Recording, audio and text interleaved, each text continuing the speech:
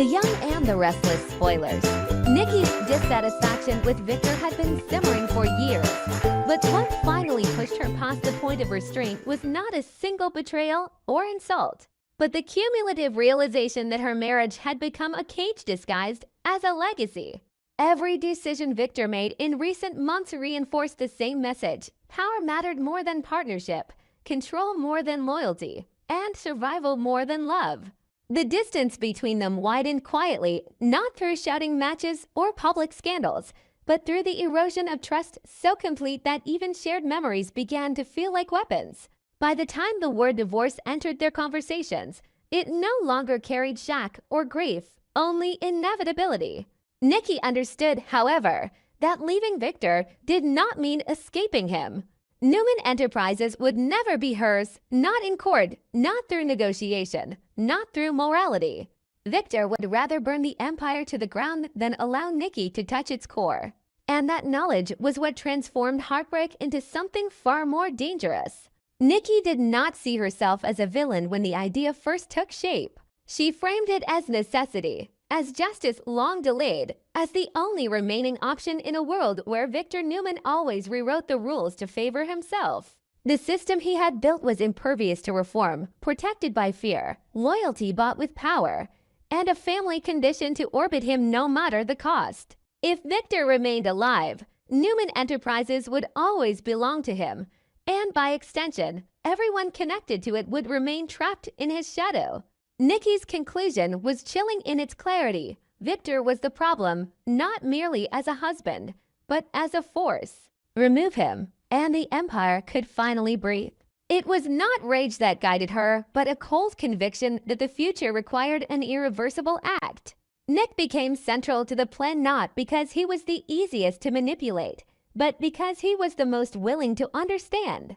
Years of humiliation had carved something raw inside him, a resentment sharpened by repeated cycles of hope and disappointment.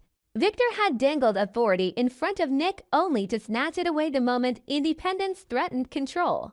Nick's anger was no longer explosive. It had matured into something disciplined, strategic, and merciless. When Nikki approached him, she did not speak in hypotheticals or emotional appeals. She spoke in truths Nick had lived with his entire life. He did not hesitate because the idea was moral, but because it was final. Once the possibility was acknowledged, there was no one thinking it. Nick did not see the plan as murder. He saw it as liberation, a necessary war against a man who had already destroyed them all in slower, more socially acceptable ways. Nick's certainty did not mean simplicity. He understood that Victor's death would not automatically crown him CEO. Adam and Victoria were variables Nikki could not control, and Nick could not ignore. Victoria's loyalty to the empire often outweighed her loyalty to family, and while she had suffered under Victor's rule, she had also benefited from it. She believed in power earned through endurance, not rebellion, and the idea of eliminating Victor rather than outmaneuvering him would feel to her like an admission of weakness. Adam, on the other hand, represented chaos incarnate. A son forged in resentment and survival, unpredictable not because he lacked intelligence, but because his intelligence was sharpened by pain. Adam would never accept being sidelined quietly, and the idea of Nick ascending while Victor disappeared would trigger every unresolved wound he carried. Nikki knew that Adam's opposition would not be moral.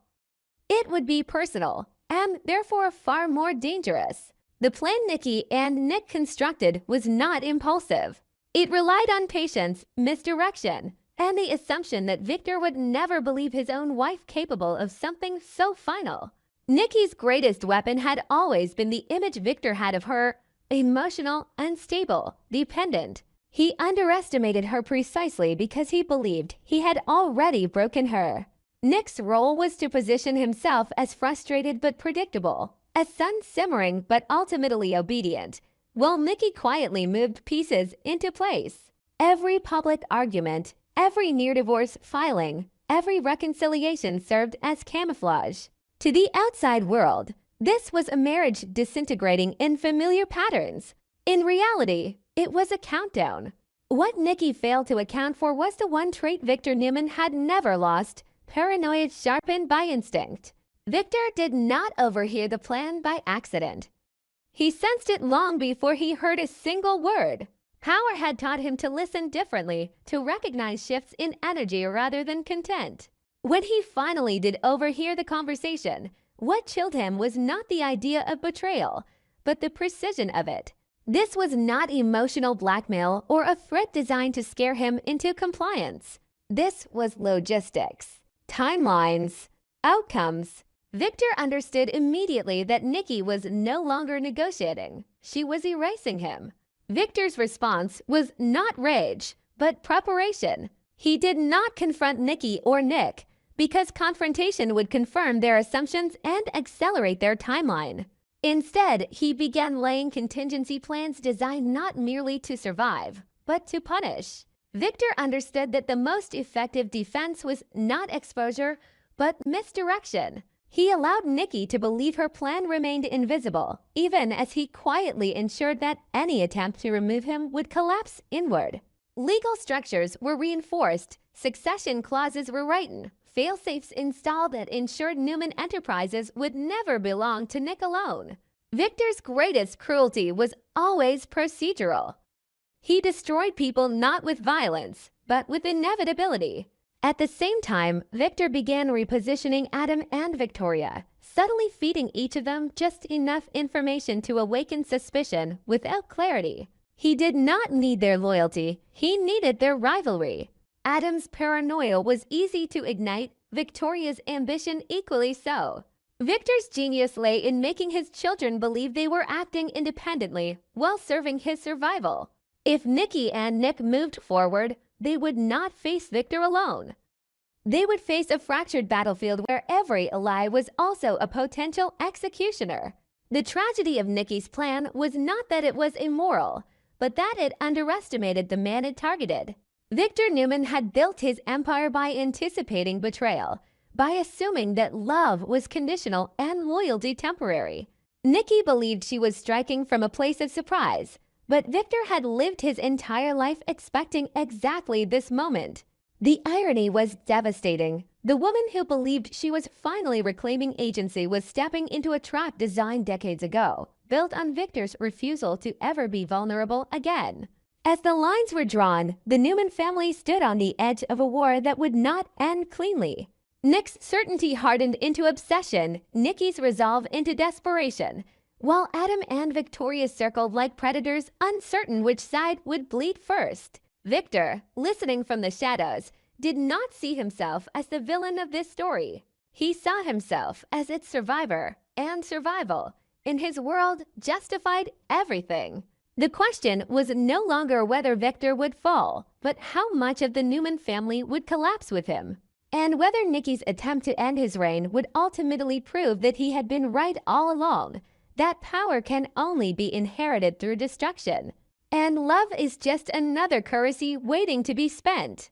The air in the executive suite of Newman Enterprises was colder than the biting Genoa city winter wind rattling the floor-to-ceiling windows.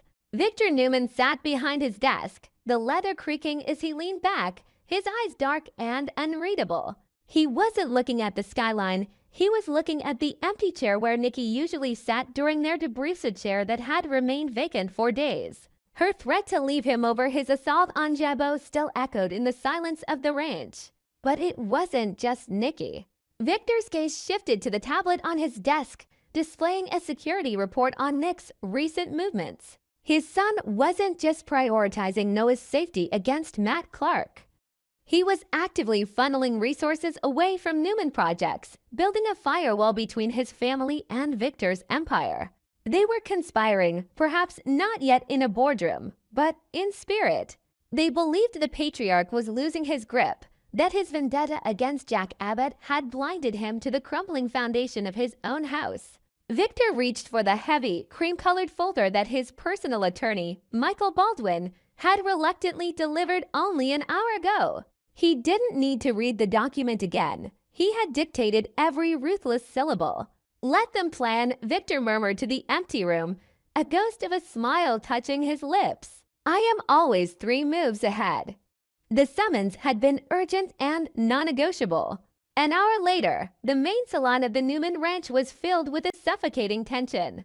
Nikki stood by the fireplace, her arms crossed, her posture rigid. Nick paced near the window, his jaw set, while Victoria sat on the edge of the sofa, her hands clasped tightly in her lap. Adam stood apart from the rest, leaning against the doorway, his eyes darting between his siblings and his father with a mixture of boredom and predatory alertness. "I don't have time for games, Dad," Nick said, breaking the silence. "I have security teams to coordinate for Noah. If this is about the AI program, it is about the future," Victor cut in, his voice low but commanding. He tossed the folder onto the coffee table. The thud sounded like a gavel strike. "Specifically, my future. And yours." Victoria reached for the folder, her brow furrowing as she scanned the legal jargon. Her eyes widened. "Dad, this is a last will and testament. You already have one." "I have a new one," Victor corrected. "Effective immediately upon my death or my incapacitation.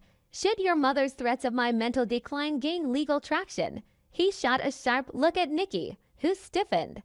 "What have you done, Victor?" Nikki asked, her voice trembling with a mix of fear and fury. "I have ensured that this company will not be torn apart by your petty rebellions," Victor said, standing up. "Read the distribution clause, Victoria." Victoria's voice wavered as she read aloud. "Control of Newman Enterprises will not pass to a single successor. Instead, the CEO position and voting majority will be split equally into a triumvirate trust, managed jointly by Victoria Newman, Nicholas Newman, and Adam Newman." The room exploded.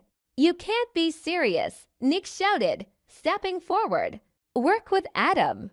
"We can barely be in the same room without a referee." "And that is not all," Adam said, snatching the document from Victoria's hands. He scanned the pages, a dark chuckle escaping his throat. "Oh, this is rich. Listen to this. Decisions regarding company strategy, acquisitions, and executive appointments require a unanimous vote. If a unanimous decision cannot be reached within 48 hours, the dissenting party forfeits their shares to the remaining to for a period of 6 months. "Unanimous," Victoria whispered, looking up at her father in horror. "You're forcing us into a deadlock. We have completely different management styles. We have different values." "Exactly," Victor said, walking around the desk to stand before them. "You think you can plot against me? You think you can divide this family? Now you are bound together. You will either learn to conquer your differences and rule as a dynasty, or you will tear each other apart trying to gain that unanimity. But you will do it on my terms." Nikki stepped forward, her eyes blazing. "This is cruel, Victor. Even for you. You are pitting your children against each other in a cage match for your amusement." "I am securing my legacy," Victor roared, his composure cracking for a fraction of a second. "You and Nick have been whispering in corners, thinking of ways to push me out, to save the company from my war with Jack. Now, if you want the company, you have to work with Adam. And Adam," he turned to his youngest son, "if you want the respect you so desperately crave, you must convince your brother and sister to follow your lead. No more side deals. No more shadows." Adam looked at the paper, his mind racing. It was a golden ticket, but it was coated in poison. He had always wanted equal footing, but a unanimous vote requirement with Nick and Victoria. It was a setup for failure unless he could manipulate one of them. "You're betting on chaos," Adam said quietly. "You think we'll fail, and you'll have to step back in miraculously to save the day." "Prove me wrong," Victor challenged. Later that evening, the fallout began to settle like radioactive dust. Nick found himself at society, staring into a tumbler of whiskey. The plan he and Nikki had tentatively discussed using the board to declare Victor unfit due to his obsession with the Jabot attack was now dead in the water. If they moved against Victor now, the incapacitation clause would trigger the triumvirate trust immediately. Nick would be shackled to Adam and Victoria instantly. "He checkmated us," Nick muttered as Nikki slid into the booth opposite him. Her eyes were red-rimmed, but her makeup was flawless. "We were so focused on stopping the attack on Jack," Nikki said, her voice hollow. We didn't see he was fortifying the castle from the inside. If you refuse to participate, Nick, Adam and Victoria get your shares. You can't walk away. I know, Nick slammed his glass down. He knows I need the resources to protect Noah. If I walk, I lose the corporate security apparatus. I lose the jet. I lose the leverage I have to keep Matt Clark at bay. And Victoria, Nikki asked. She's the wild card, Nick said. She hates the idea of working with Adam, but she loves the company too much to let it fail. She might actually try to make this work. Which means she might side with Adam if it makes business sense, Nikki finished, looking horrified. Victor has forced her to choose between her morals and the bottom line. Across town, in the penthouse, Adam poured a drink for Chelsea. She watched him, her arms crossed, sensing the manic energy radiating off him. It's a trap, Adam, Chelsea warned. Victor isn't giving you the keys to the kingdom. He's handing you a grenade. It's a chance, Adam countered, pacing the living room. Nick is emotional. He's distracted by the Matt Clark situation. Victoria is rigid. She's predictable. I can outmaneuver them. If I can get just one of them to agree with me on a major acquisition, the other has to fall in line or lose their vote. And what happens when Victor decides to change the rules again? Chelsea asked. He's watching you. He wants to see if you'll stab your siblings in the back. If you do, he proves you're not ready. If you don't, you look weak. Adam stopped pacing. He looked at his reflection in the dark window. I don't need to stab them in the back. I just need to make them believe that my way is the only way to save the company from Dad's shadow. I have to be the one who unites us against him. Victoria sat alone in her office at Newman, the lights of the city blurring through her tears. The document lay on her desk. She felt the weight of the impossible choice. Victor expected her to be the ruthless CEO he trained. Nikki expected her to be the moral compass. She picked up her phone and dialed a number. Nick, she said when he answered. We need to meet. Without Mom. Without Adam. If we're going to survive this, we need to decide right now. Are we fighting for the company? Or are we fighting for the family? Because Dad just made it impossible to do both. The line was silent for a moment. I'll meet you at the tower, Nick replied, his voice grim.